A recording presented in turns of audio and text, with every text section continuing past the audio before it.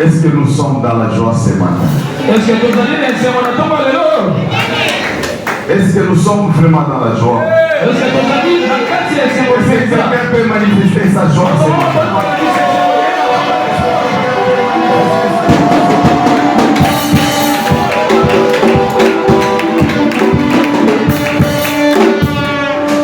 Amen.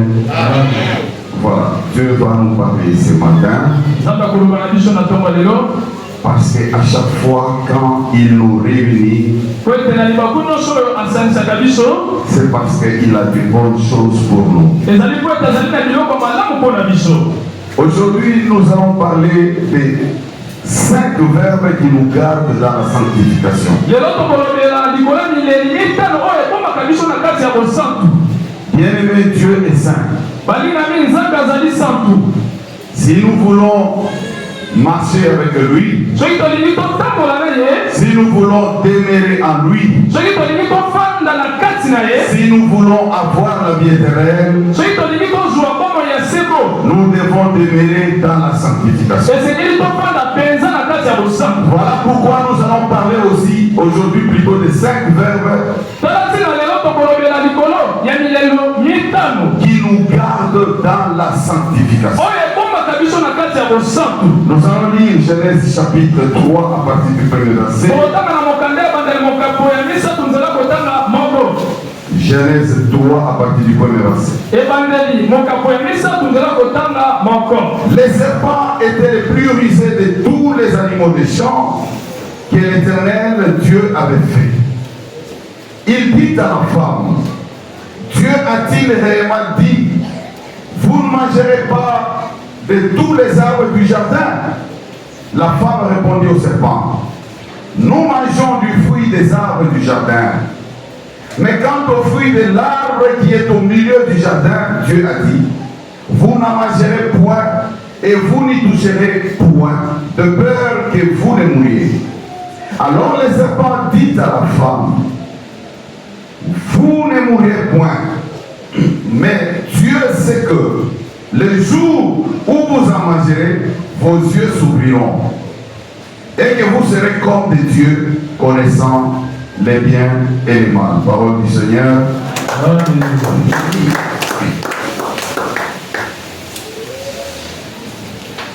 J'aimerais que tu puisses bien nous écouter ce matin.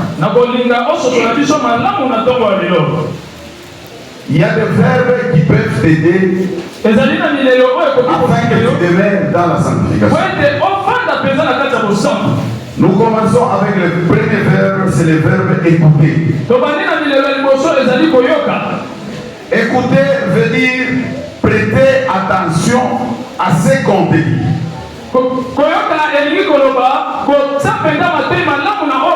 C'est-à-dire tu prêtes attention à ce qu'on te dit. Ici, nous en tant que chrétiens, nous devons écouter, entendre ou prêter attention aux choses qui viennent de la part de Dieu.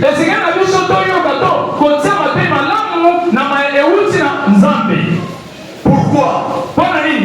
Parce que les oreilles que nous avons pour entendre, ces oreilles appartiennent à Dieu. Je vais te dire que ces oreilles appartiennent à Dieu.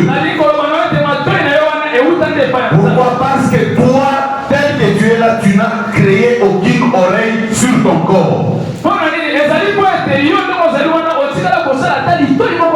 Et tu n'as pas demandé la forme de l'oreille. Donc Dieu a créé ton oreille comme lui il veut. C'est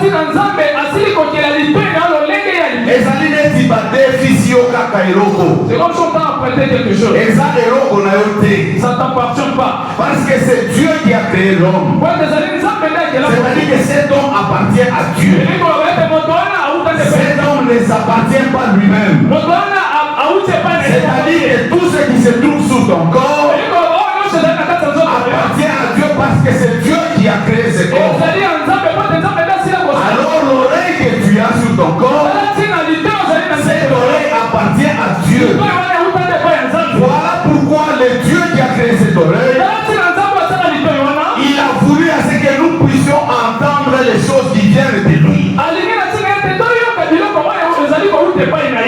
Premier verbe, écouter.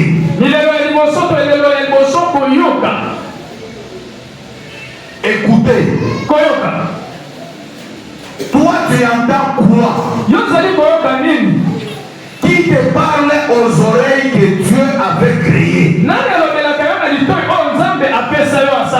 Toi, tu prêtes attention à qui et à quoi? Jusque-là, tu pries avec nous, c'est bien. Mais tu continues à écouter encore les chansons mondaines. Dieu ne t'a pas donné cette oreille pour écouter les chansons mondaines. Jusque-là, tu continues encore à ouvrir les oreilles auprès des gens qui font des critiques matin, midi, soir.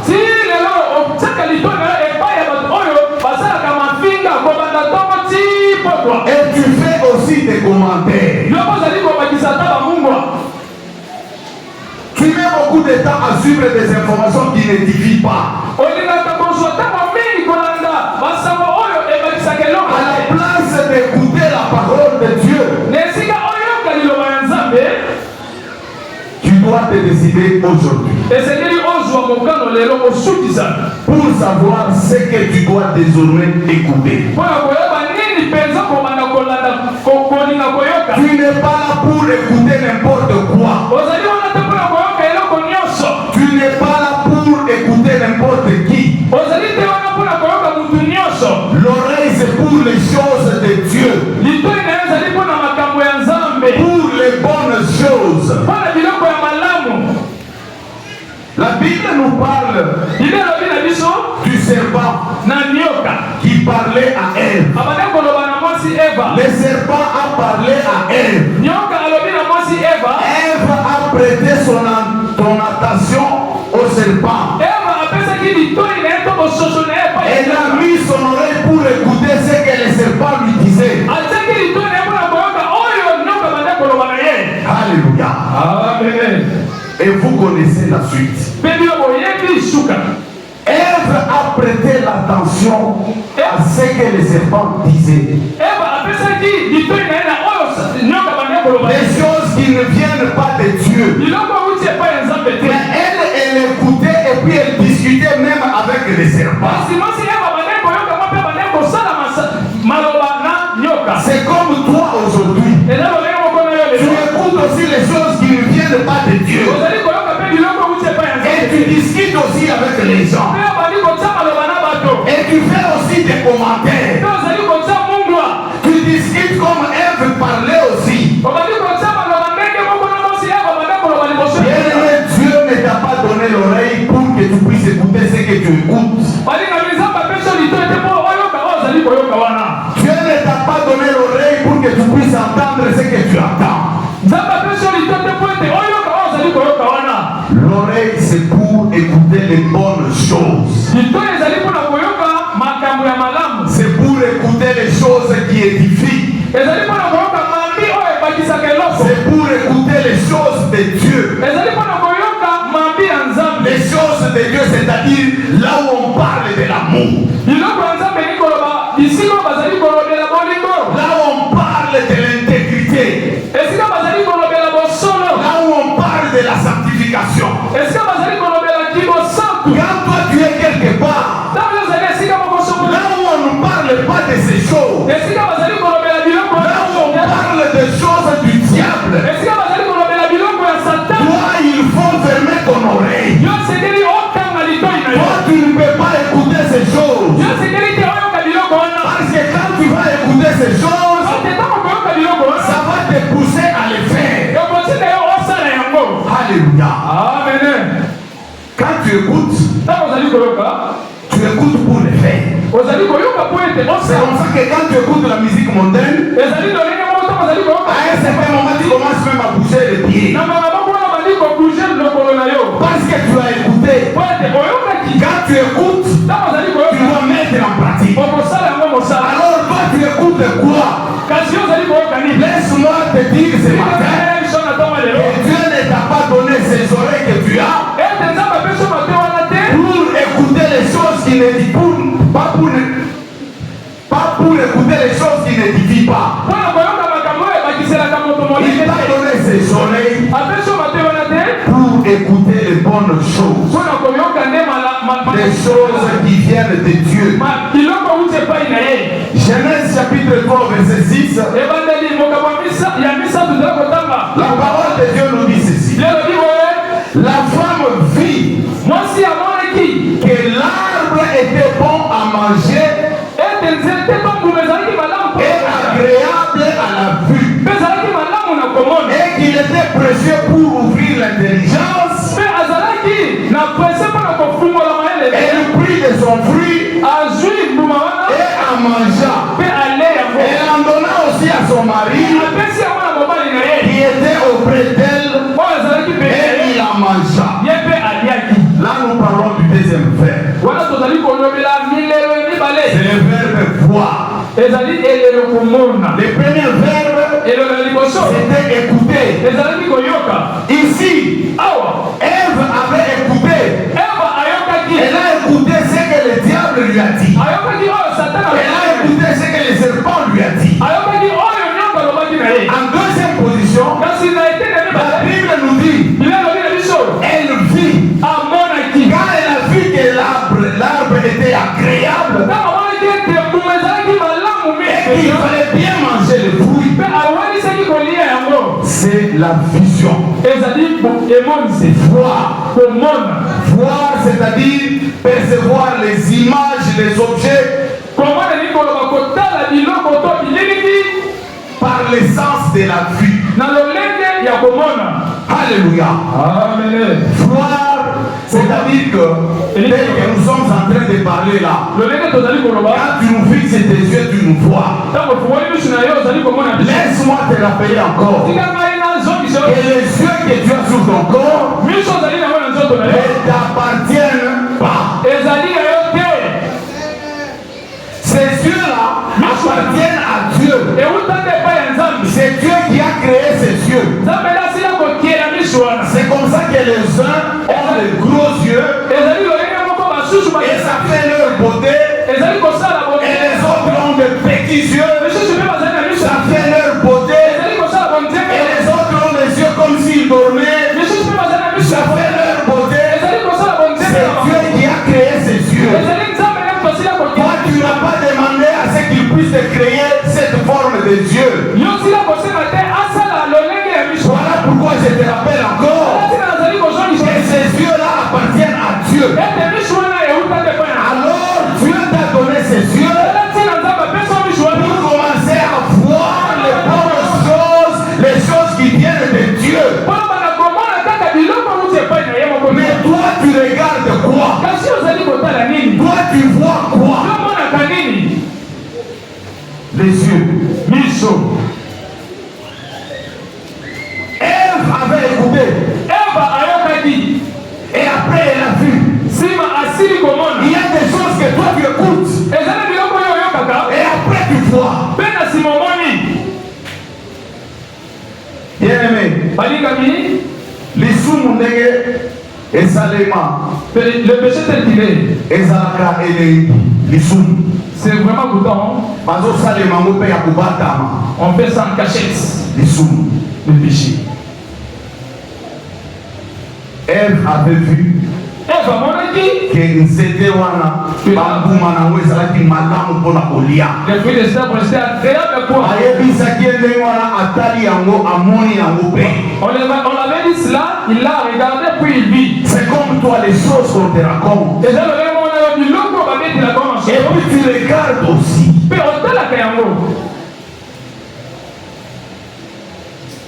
Des fois tu t'enfermes dans la maison, tu t'enfermes au salon, tu es en train de regarder des choses. Quand les gens entrent, tu changes directement la chaîne. C'est-à-dire que toi-même tu te reproches déjà que c'est mauvais. Tu le fais en cachette.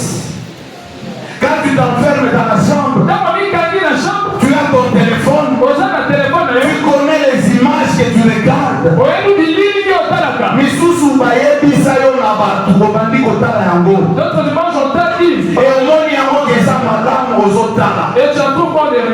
Et quand quelqu'un bouge la porte de la chambre, il ferme.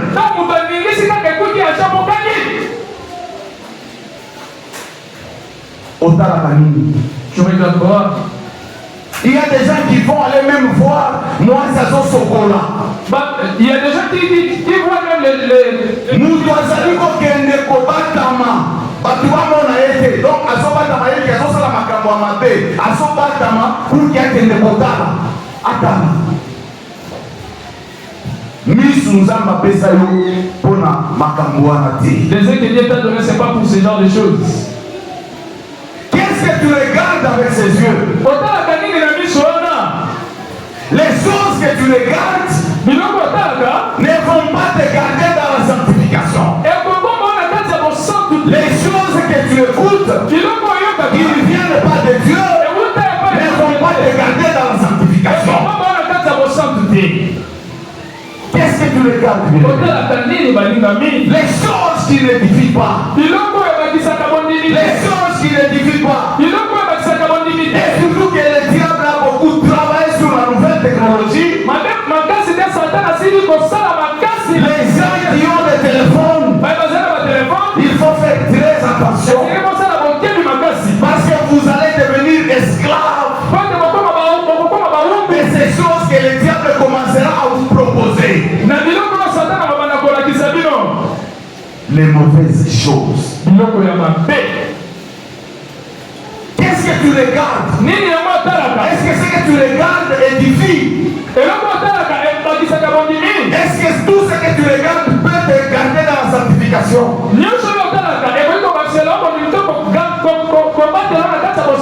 Obéis ça déjà mis sous ma main. Mis ce ça ya obéba. Tes yeux sont abîmés. Matoi ezaya obéba. Tes oreilles sont abîmées. Parce que matoi ezali koloka makambo mabe. Parce que ces oreilles qui entendent de mauvaises choses. Et comme pe mabe. Sont devenues. Miso ezali komona makambo mabe et comme pe mabe. Les yeux qui voient de mauvaises choses sont devenus mauvais. Premier verbe. Et le niveau son. Écoutez. Koyoka. Deuxième verbe. Et le libanais. Voir. Comment? Elle avait écouté. Et elle a vu. Paix à mon acquis. Alléluia. Amen. Alléluia. Amen. Qu'est-ce que toi tu écoutes? Et qu'est-ce que tu regardes? Jusque-là, tu continues encore à regarder des films qui n'honorent pas Dieu.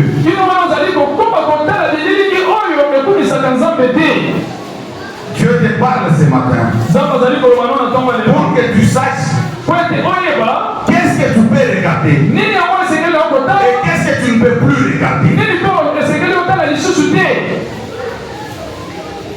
Il y a des gens qui sont vraiment esclaves. Regarde. Toi-même, tu vas comprendre que tu es devenu esclave. Quand tu prends ton téléphone, tu vas te cacher pour regarder les choses qui n'honorent pas Dieu. Sache que tu es déjà esclave de ces choses. Mais ce matin, Dieu te parle afin que tu ne demeures plus dans ça. Nous allons passer au troisième verbe. Ecclésiaste chapitre 10 verset 20. Ne maudis pas les rois, même dans ta pensée. Ne maudis pas les rois, même dans ta pensée. Et ne maudis pas les riches dans ta chambre où tu couches. Car l'oiseau du ciel emportera ta voix. L'animal ailé publierait tes paroles. Deuxième verset, Matthieu chapitre 9, verset 4. Et Jésus, connaissant leurs pensées, dit: pourquoi avez-vous de mauvaises pensées dans mon cœur? Troisième verset, Genèse chapitre 5, chapitre 6, verset 5. Genèse chapitre 6, verset 5. L'Éternel vit que la méchanceté des hommes était grande sur la terre.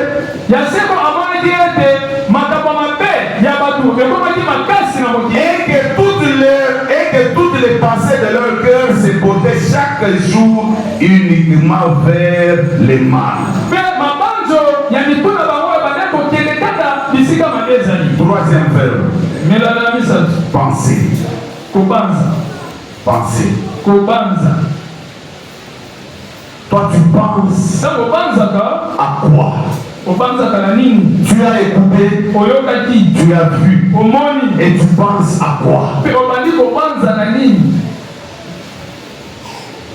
Regarde dans ta pensée.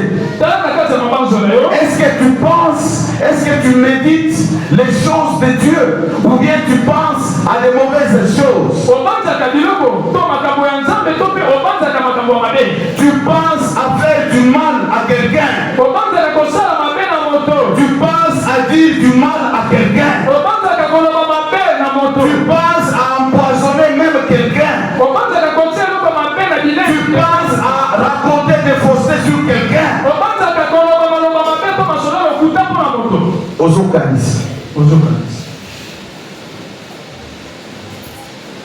Awa Biblia yebisishoke makanisi ya batu chaque fois ezalaki kaka ya makambo ya mabe. Makanisi ya mutu la plupart ezalaka na makambo ya mabe. Alors soki yo pe ofandi obandi kokanisa kaka makambo wana ekomema yo na bosantu te. Parce que avec ce que tu penses de mauvais dans ta tête, tu vas poser des actions sur ce que toi tu penses. Et parce que ce que tu penses ne viennent pas de Dieu, c'est-à-dire que les actions que tu vas poser seront des actions qui ne viennent pas de Dieu. Est-ce que tu as compris au moins? Qu'est-ce que tu écoutes? Qu'est-ce que tu vois? Et qu'est-ce que tu penses?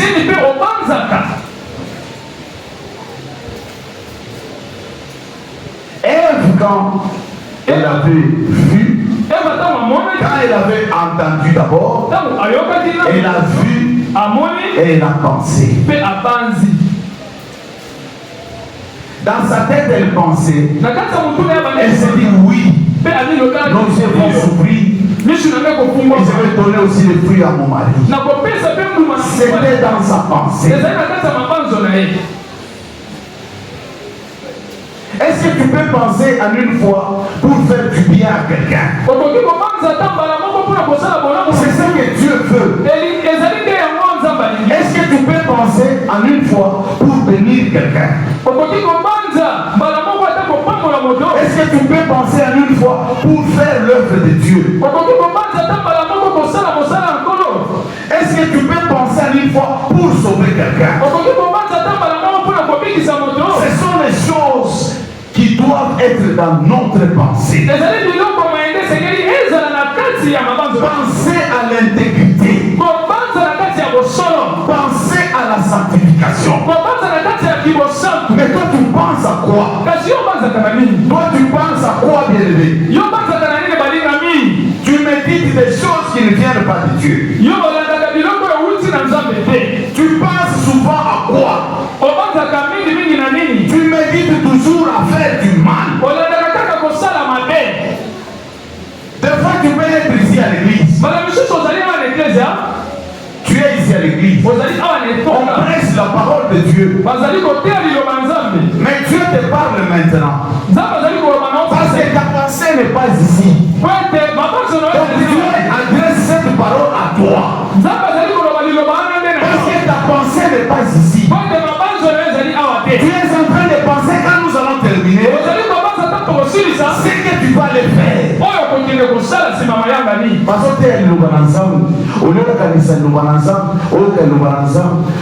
tellement olingi kolia mingi ozotala madesu oyo etikalaki ozonga il faut zonga noki avant batu nyonso bakoma ozonga rapidement des autres olia kaka bango bakoya bakuta eloko te. Au moment où on presse la parole de Dieu.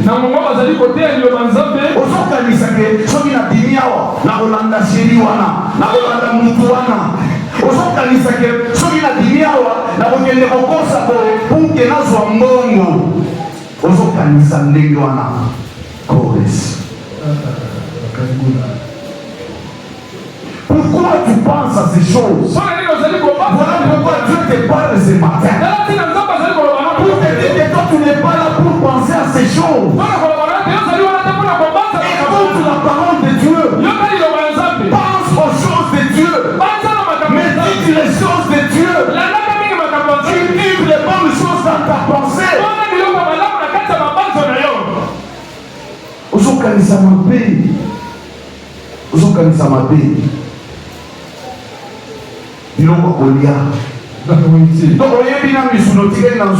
tu fais, osons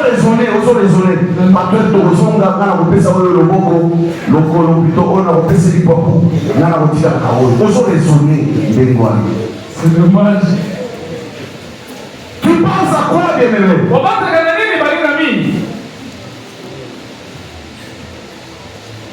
Bien-aimé, la tête que tu as, cette tête que tu as, ça appartient à Dieu. Et vous t'avez pas l'exemple. D'ailleurs, aux autres fier, aux autres fier, au Pacoli, non, je ne dis pas que je ne condamne pas les gens, ceux qui n'ont pas collé l'eau, mais je dis seulement que au Pacoli m'a foutu à beaucoup bien,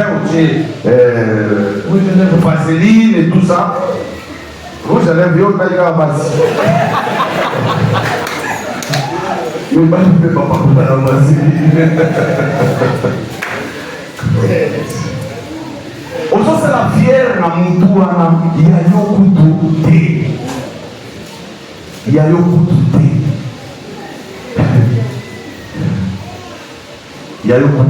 Aujourd'hui, c'est la fière. Naza kitoko.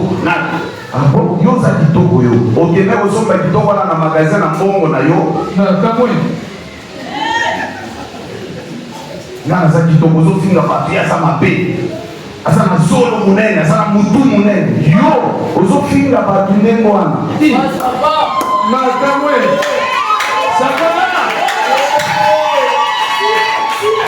Nazaraka kotanga na Colosie. On avait un monsieur là, avec chef de classe na biso. Azo finga batu mabe. Azo mimo na ekitoko. Azo finga batu. Mais jour mukolo kitoko wana alobaki na kosukisa yo.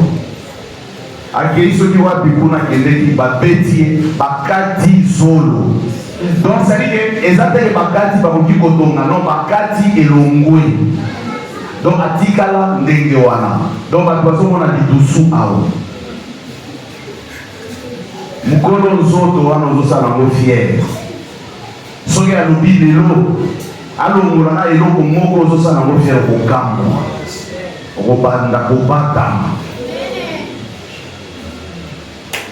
La tête là ne t'appartient pas. Voilà pourquoi tu ne peux pas commencer à penser aux choses qui ne viennent pas de Dieu. Diable appelle ça qui ont moutou à la terre. Diable appelle ça qui ont matoyo à la terre. Diable appelle ça qui ont mis sur la terre. Pourquoi est-ce que yo il faut opérer ça matoyo n'avait pas le diable. Opérer ça miso n'avait pas le diable. Opérer ça makalisi n'avait pas le diable. Mais ce n'est pas lui qui t'a donné ces choses. C'est quand on est quelqu'un mukolo et l'eau. Bato mususu bazala mukolo eloko yeyo yende mukolo eloko mais yo zolinga ozwa nakoleka mukolo eloko.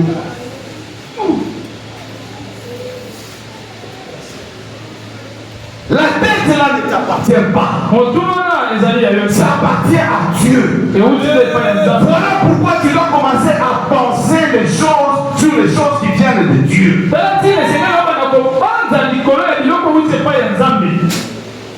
Toi tu penses à quoi? Est-ce que tu médites même la parole de Dieu?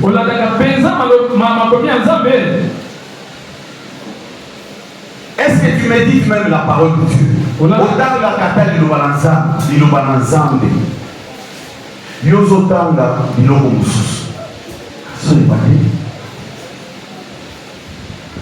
otanga kata liloba na nzambe te mais na WhatsApp baimage babiloko nyonso batindela yo okotanga depuis ofandi même pendant 1 heure du temps mais mukolo wana omédite ata verset biblique ya mutu oyo akelaki yo omédite yango ata te ata ingratitude yango papa c'est pas comme ça elle moko boye il faut tolobelaka quand même non il faut tozala quand même sérieux non elle moko boye ofandi toi-même tu te dis que non je ne suis pas sérieux je ne suis pas sérieux. Ça c'est vraiment de l'ingratitude. Nzambe akeli yo apesi yo biloko nyonso oza nango na nzoto na yo. Mais po otanga kaka liloba na ye, c'est tout un problème. Pour méditer kaka liloba na Nzambe. Alors toi tu vas faire le bien comment? Yo kopambola mutu ndenge nini? Yo okosala makambo malamu epa na mutu ndenge nini? Parce que pour que osala makambo malamu epa ya ndeko na yo, il faut otanga liloba na Nzambe, o comprendre liloba na Nzambe, o méditer yango. Pour que o pardonner mutu, il faut otanga liloba na Nzambe, o méditer yango. Pour que o linga mutu, il faut otanga liloba na Nzambe, o méditer yango. Mais yo otanga kanini? Voilà pourquoi na kati na yo bolingo ezate. Voilà pourquoi na kati na yo pardon ezate. Voilà pourquoi na kati na yo on dit jamais même mutu asaleli yo bolamu, mutu asaleli yo bolamu. Non, moko boye biso toza bana Nzambe qu'on puisse pas se comporter comme bato mosusu. Biso toza bana Nzambe. Nous ne pouvons pas être ingrats. Mutu aza ingrat ti mutu asaleli eloko ya malamu. Mais akoki ata koloba merci te. Alors yo koloba merci te parce que makambo yo otalaka na oyo yokaka na oyo okanisaka eza kaka ya mabe. Parce que soki okanisaka makambo malamu soki ozotanga bible ekoyebi soki oki ozala ingrat te. C'est-à-dire que soki moto asali yo bona il faut ozala reconnaissant. Mutu soki aye kosenga bolimbisi olimbisa ye. Mutu soki azali na pasi il faut osunga ye. Mutu soki azali eloko il faut opesa ye. Mais yo ozotanga biloko wana te. Comment tu vas le faire? Mais maintenant diable alingi otika kaka mokola. Pourquoi? Parce que otanga liloba na Nzambe te mpona kosala makambo ya malamu te. C'est-à-dire que ero osala makambo ya mabe yo otikala kaka wana na makambo ya mabe. Parce que Dieu est juste. Amen. Dieu est juste. Tu penses à quoi, bien-aimé?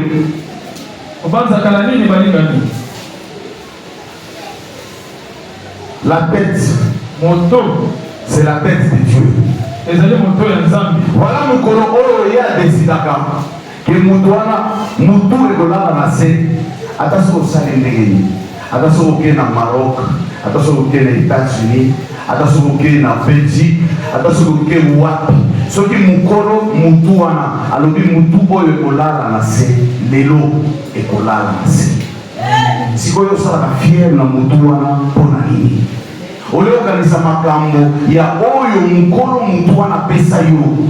Mais ozokanisaka makambo oyo diable azokota na mutu na yo. Yo diable akelaki yo te. Le diable ne peut pas créer. Diable a créé yo te. Pourquoi tu veux écouter toujours makambo oyo diable azoyebisa yo? Ève écouter atiena litoi. Eza na bato mosusu soki bazokritike mutu afongoli na litoi efungwami tina madusu ya kati kuna do makambo wana ezokota.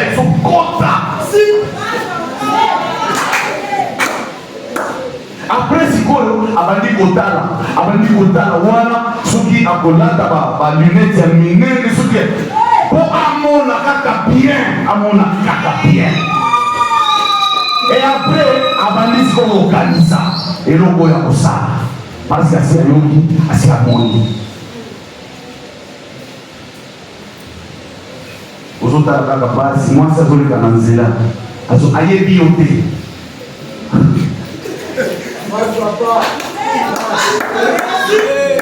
Moi, si aïe, bioté. Aïe, ta famille n'a binoté. Aïe, ta avenue n'a binoté. Moi, si abat. Alors, les cas où on a camoné, on sous du watt. Mais nous, on a. On va nous dire qu'il c'est ça le bien. Et puis,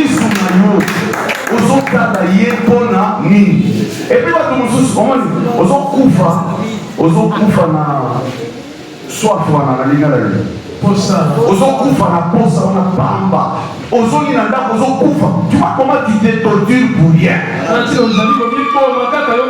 a dit que vous soyez, on dit que vous avez été. Donc, à son écran, on a été. On souffrir. Au moins, il y a un diable à faire ça va l'oiseau. On doit aller souffrir.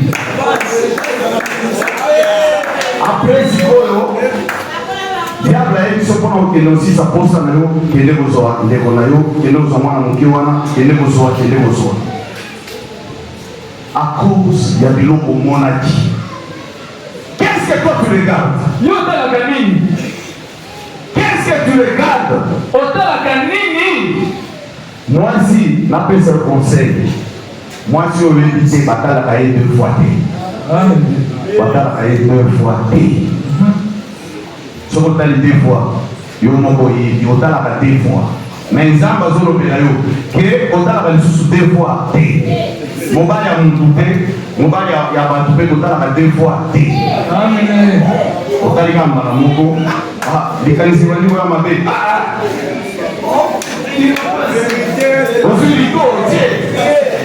On a le souci. Parce que l'air aux autres là, jamais batala la pamba, batala la kaka pour que batele au sala. Toi tu regardes quoi? Tu penses à quoi? Premier verbe, on a parlé d'écouter. Deuxième verbe, on a dit voir. Troisième verbe, penser. Quatrième verbe maintenant. Jacques chapitre 3 à partir du verset 5 jusqu'au verset 6. Vous pouvez aussi prendre le verset 8 jusqu'au verset 10. Donc je dis Jacques chapitre 3, verset 5 jusqu'au verset 6. Vous pouvez prendre aussi le verset 8 jusqu'au verset 10. La parole de Dieu nous dit ceci. De même, la langue est un petit membre et elle se vante de grandes choses. Voici, comme un petit feu peut embrasser une grande forêt, la langue aussi est un feu. C'est le monde de l'iniquité. La langue est placée parmi nos membres, souillant tout le corps et enflammant les cours de la vie, étant elle-même enflammée par la gêne. Verset 8. Mais la langue, aucun homme ne peut la dompter. C'est un mal qu'on ne peut réprimer. Elle est pleine de venin mortel. Par elle, nous bénissons le Seigneur, notre Père. Par elle, nous maudissons les hommes faits à l'image de Dieu. De la même bouche sort la bénédiction, de la même bouche, de la même bouche la malédiction. Il ne faut pas, mes frères, qu'il en soit ainsi. Proverbe chapitre 11, chapitre 18, verset 21. La mort et la vie sont au pouvoir de la langue. Quiconque l'aime en mangera les fruits. Quatrième verbe, c'est le verbe parler. Parler, c'est communiquer. S'exprimer par la parole ou dire des choses. C'est ça parler. Bien aimé, nous en tant qu'enfants de Dieu, nous ne pouvons parler que des choses qui viennent de Dieu. C'est-à-dire que les bonnes choses, que l'olemo na biso balobi l'olemo wana ezali monde ya lisumu na lolemo wana ozopambola mutu otali ye boye ozopambola ye kaka na lolemo wana ozali kokende komodire mutu pour que mutu aloba il faut lolemo ezala lolemo wana maloba oyo ebimaka na monoko na yo eza maloba nini? Est-ce que eza maloba oyo edifiaka nzambe? Mwana moko boye azoloba na baboti na ye otali olobi oyo eza baleki na ye baboti na ye opa je ne sais pas maloba ndenge azolobela bapara na ye okondima kutu te. Mwasi azoloba mobali aza na liloba moko yasi akomi na 50 maloba bamosusu babengana bango na libala pake ayebi kolamba te pake aza kitoko te pake aza salite te mais maloba c'est-à-dire que maloba wana ekoki kosala ke babengana yo meme na libala maloba oyo ekoki kosala ke babengana yo ata na mosala maloba oyo ekoki kosala ke ozwa même échec bisika ozoleka maloba trop parler même na mobili alobi trop parler petit we. Il y a un temps pour parler, il y a un temps pour se taire. Mais yo, monoko na yo wana efana na kimia te.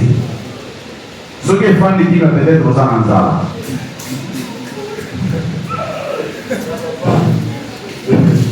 Mais soko liye kaka, surtout soko liye biloko oyo sepelaka. Okoloba, jour wana okoloba.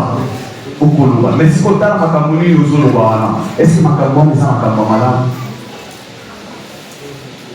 Aujourd'hui, il y a des kotonga batu na monoko na yo. Nzamba kanga yo monoko wana. Na Bible eza na batu bakoma. Bazomona lisusu te. Magicien wana koyebi na histoire ya Paul. Basali na Nzambe bazokende kotasa omala yazali koya koambruye bango. Balobi fanda omona lisusu te. Azali na misu afanda ka balobi omona lisusu te. Komi. Monoko wana ozosala nango fier, ozopakola nango brillant, ozopakola nango rouge à lèvres, ozopakola nango biloko nyonso. Ozosala nango fier, mais monoko wana makambo edimaka wana esi ezaka makambo ya fier, esi ezaka makambo ya malamu, esi ezaka makambo ya kopambola bato. Soko tie rouge à lèvres na monoko banda kopambola bato. Soko tie brillant na monoko na mbebo banda kopambola bato. Mais au contraire, il y a eu eza ndenge mosusu. Ozokosela bato makambo. Mutu afandi ayebi yo atate parce que olingi ye te ozokosele makambo. Monoko wana Nzambe apesaki yo pour que okosela bato makambo. Ozokosela mutu makambo bayingi na mutu wana babeti na mutu wana mais ozokosela mutu makambo na monoko oyo Nzambe apesi yo. Tu parles de quoi? Qu'est-ce qui sort de ta bouche? Qu'est-ce qui sort de ta bouche?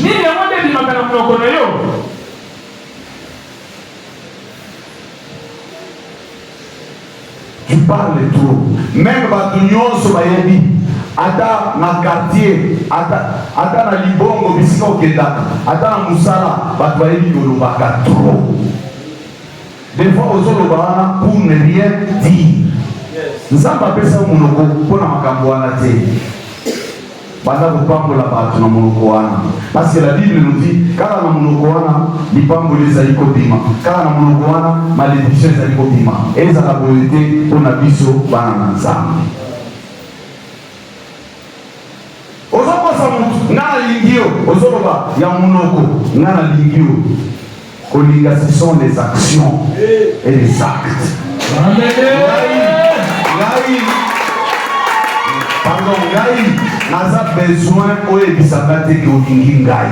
Aujourd'hui, il n'y a pas de problème, mais en tout cas, je n'ai pas besoin de ça. N'a besoin d'avoir action, n'a pas acte. oyo ozopose ndenge na komona ke olingi oyo esanga na monoko kaka ndenge wana mpo nalingi yo nazoloba na sens parce que bato bakanisaka soki moto alobi alingi oyo ezaka mwasi na mobali non okoki kolinga motu mpo na mosala azosala olingi motu mpo na c'est comme ça non koyina bato boyebiti siko kolinga motu ozokanisaka te mwasi na mobali non est-ce que bayinaka bato bayinaka mwasi na mobali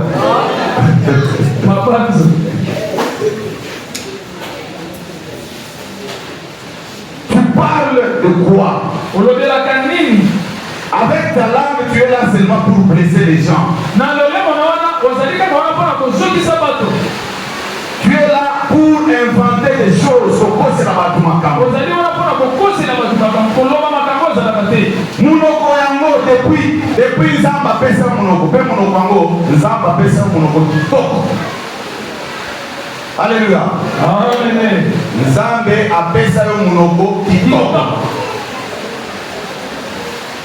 Batu nyonso naye bazala minoko kitoko. Amen. Amen. Voilà. Siko Nzambe apesa yo munoko kitoko wana. Pour que obanda koloba makambo ya malamu ozopambola bato. Amen. Sikoyo munoko wana bapesi yo eza kitoko ozoloba makambo ya mabe oriske ke munoko wana ekoma mpe mabe. Alléluia. Amen.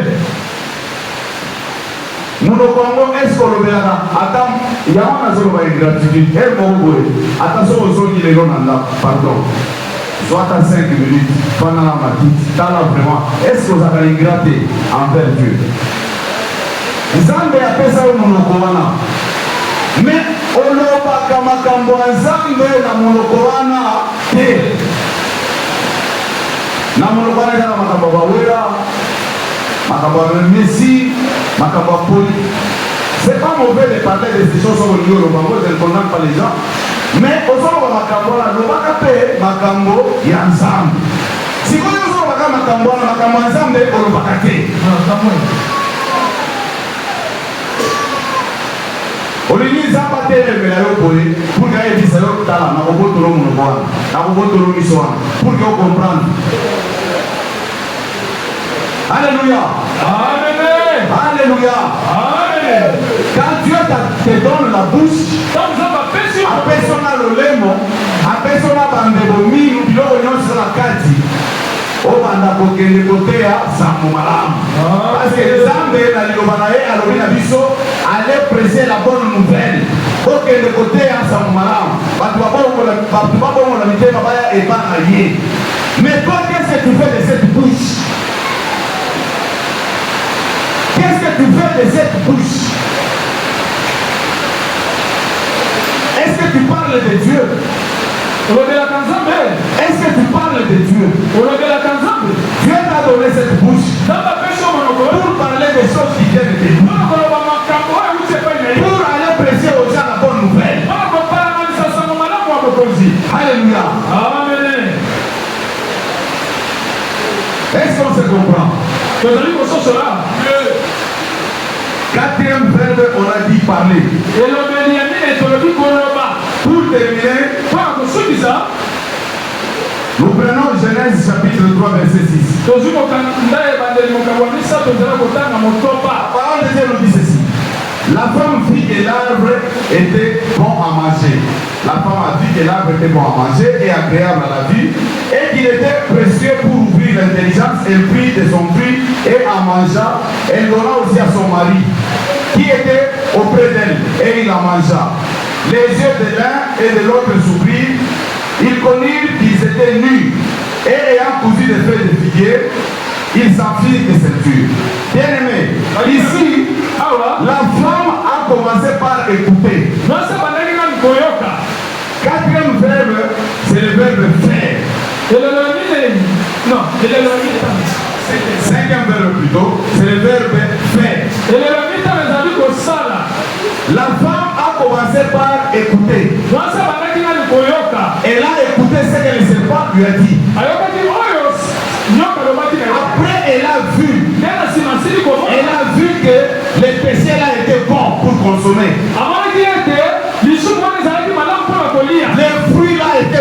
manger. Et après, elle a pensé.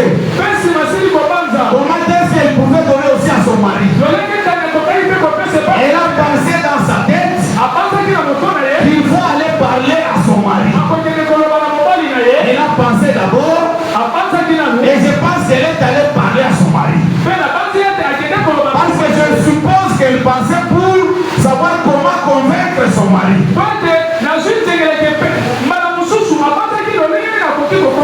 elle a donné le feu à son mari n'a même pas discuté. C'est-à-dire qu'elle avait bien pensé pour aller convaincre son mari.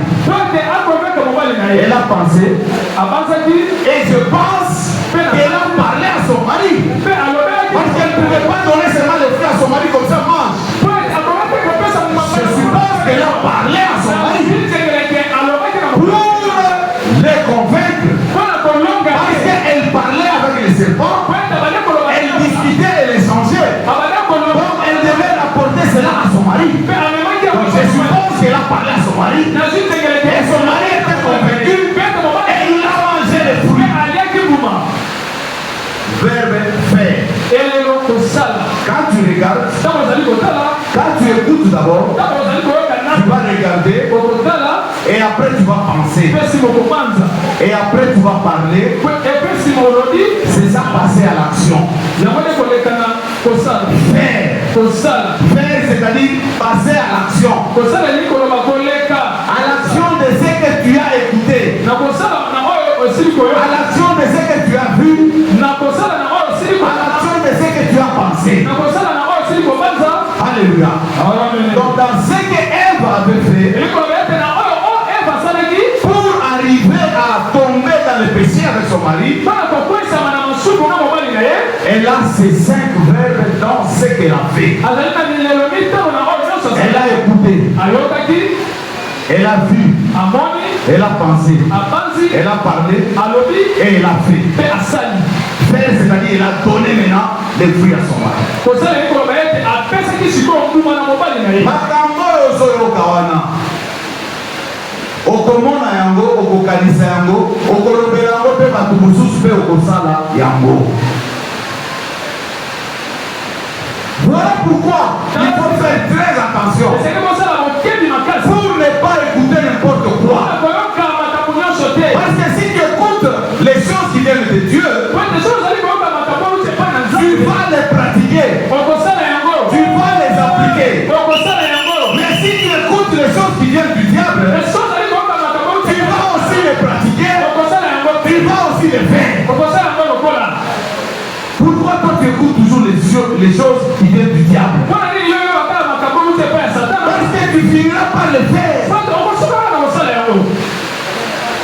Diable azoyebisa lobi okende koyiba ndako ya bato bayebi yo ata ezaka ndako na bino te okende koyiba bayebisi yo okei ozotala bato voilà ozokende kotala eske basi bakoti na ndako eske bazali donc okanisi deja na mutu na yo ere oyo basi bakoti peut-être obengi mpe mutu mosusu yaka bokei boyibi yo après bakangi yo bakati yo loboko. Tu vois comment le diable t'a payé? Le diable paye toujours comme ça. Mais Dieu ne paye pas comme ça. Si tu écoutes les choses de Dieu, ok, Nzambe akofuta yo na lolenge mususu. Dieu va te payer na lolenge mususu. Amen. Tango bato bakwana otala yo basokamo. balobi eza na mama oyo bandofanda na camp fils awa eza kaka ye eza kaka ye.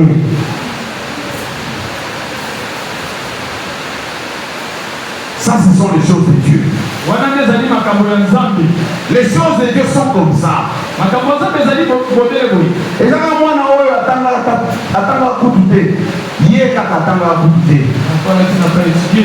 mais les lois communiquent. Ça, c'est quand tu penses aux choses de Dieu. Tu écoutes les choses de Dieu. Et tu seras poussé à les faire. Et là, tu vas commencer à faire de bonnes choses. Il faut liloba wana eza kosala okanisa omedite mpe liloba wana olobela yango mpe bato mpe okosalela yango. Mais soki ozoyokaka makambo ya mabe okende kolobela bato kaka makambo ya mabe. Yo so omoni mutu ayoki makambo ya mabe akende kolobela bato makambo ya malamu. Jamais. Qu'est-ce que tu écoutes? Qu'est-ce que tu vois? Qu'est-ce que tu penses? À quoi tu penses? Tu parles de quoi? Et qu'est-ce que tu fais? Parce que au sous en action. Qu'est-ce que tu fais? Alléluia. Bien-aimé, le Seigneur te parle aujourd'hui. Parce qu'il t'aime beaucoup. Le Seigneur t'aime beaucoup.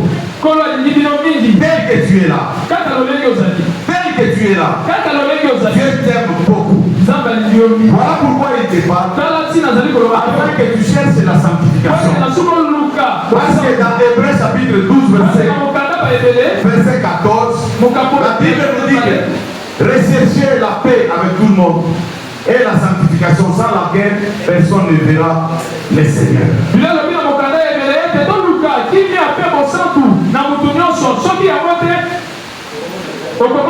C'est-à-dire que si tu ne demeures pas dans la sanctification, tu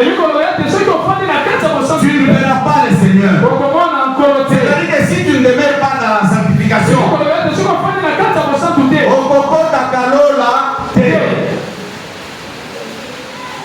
si tu ne demeures pas dans la sanctification, bien soyez le lot, au Kokota Lola, par exemple, accident est quand on alors il est temps pour toi aujourd'hui. Dieu t'accorde encore le souffle de Dieu aujourd'hui afin que tu puisses changer. Parce qu'il t'aime beaucoup. Afin que tu ne puisses pas prêter l'oreille à n'importe quoi et à n'importe qui. Afin que tu ne puisses pas commencer à voir n'importe quoi ou à regarder n'importe quoi. Afin que tu ne puisses pas penser à n'importe quoi. Afin que tu ne puisses pas parler de n'importe quoi. Afin que tu ne puisses pas faire n'importe quoi. Nous allons nous mettre debout et nous allons prier. Tu as écouté la parole de Dieu. On t'a parlé de ces 5 verbes. Regarde maintenant dans toi. Est-ce que réellement tu as ces 5 verbes? Est-ce que ces 5 verbes fonctionnent en toi? Tu vas maintenant parler à Dieu. Tu vas demander à ce que le Seigneur puisse t'aider. Que le Seigneur puisse t'aider. Afin que tu sois délivré par les yeux. Afin que tes oreilles soient délivrées. Afin que ta bouche soit délivrée. Afin que ta pensée soit délivrée. Afin que tout ce que tu verras provienne de Dieu. Prions tous au nom de notre Seigneur.